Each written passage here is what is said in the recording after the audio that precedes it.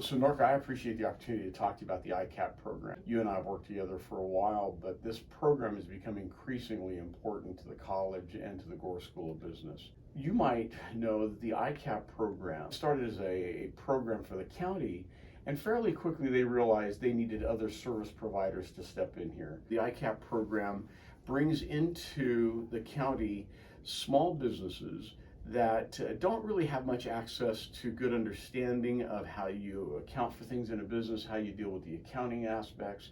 And so we have community partners such as the LGBTQ Chamber and the Black Chamber and Swazo Business Center, Salam, that help us identify companies in the marketplace that need the kind of help that we can provide in this program, and they'll let us match students to the companies where our students who've been nicely trained can go out and help affect some of the solutions for these companies that they need to. The good thing about this is the county pays for it, right? Right.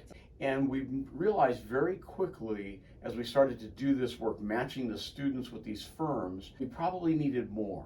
And that's where we then brought you in. Tell me about your inclusion in this and why you thought the EICAP program was important enough for you to spend some of your time participating in. Before this, Anya Rose was a coordinator in this program. I talked to her about it and she explained to me how beneficial and great this program is for small businesses, especially because you get to see them grow and you get to see how something that comes from a passion starts into this great business idea. A lot of times people have these business ideas, but they don't know how to make it produce well. With us and giving opportunities to students, we get a chance to help them grow and also continue their passion. And when I heard that, immediately I was like, I want to do that too. As I got included, I started talking and meeting with some clients. And what I do is I'll meet with them as a first call and see like what are their needs. Once we've established what they need from us and what we can offer them, we assign them a student. So when you talk about that first call that you make as a coordinator, you have a student that is shadowing you on that call, and then you will make an assignment to maybe that student or maybe another. Is that right? Yes. So they get to meet the student through these calls, and it really helps them because students sometimes have more ideas when they talk to them. How important was it to you that the firms that we're dealing with are largely either minority owned or they're serving underrepresented communities as you took on this responsibility? This is kind of personal to me because I came here from a different country. And when I came to America, I always was ingrained, like, you have the American dream of having a business and like making money. These small communities, whether they be minorities or this is their first venture that they had, it's amazing and it's important because we're letting them accomplish that American dream. Well, you know, I love that. In fact, it's part of one of the reasons I got involved in this program as well.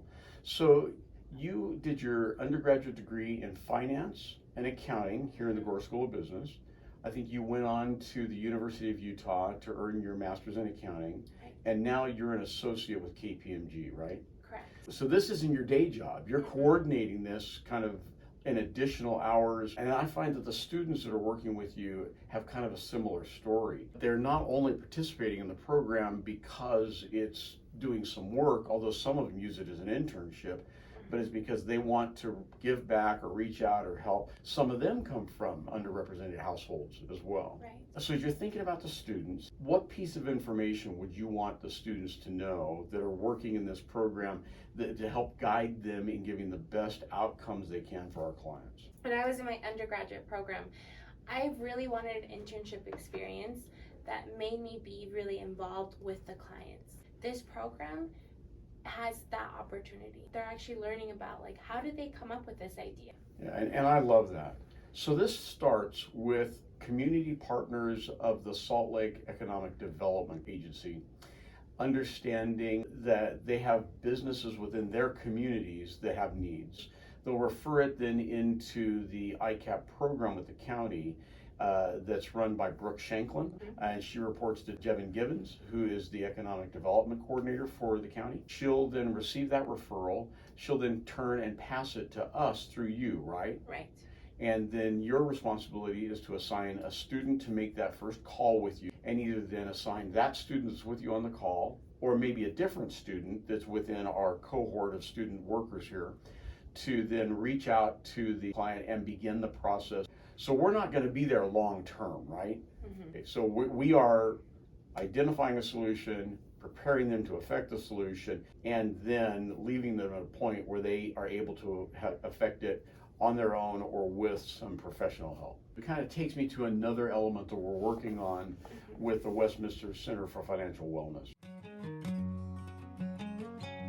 So in our center, we've taken the opportunity to develop a whole series of business lessons. We call it the Business Certificate Series. And the Business Certificate Series is not for business people. It's not for business students. It's for people that understand that they might be able to improve their own businesses, their own job, if they had some better understanding of the fundamentals of business. So we have an entire package of lessons for them that we administer through Canvas, our content management system. And so we've developed these lessons that run them through basics of accounting, the basics of the fundamentals of finance, and then maybe even a little bit about tax and a little bit about investment.